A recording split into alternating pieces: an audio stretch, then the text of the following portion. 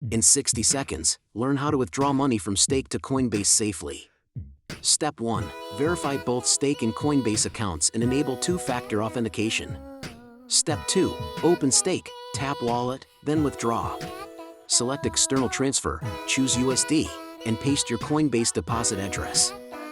Double-check it. Step 3. Enter the amount, review fees and minimums, then confirm the withdrawal.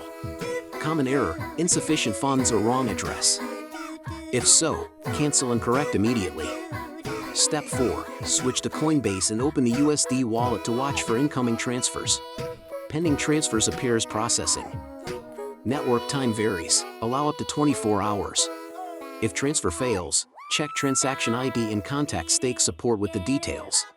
Once confirmed, your USD balance will update. Move funds to a spot wallet or trade. Quick tip: use memo tags when required and always save transaction receipts for support. That's it. Follow these steps and you can withdraw from Stake to Coinbase with confidence.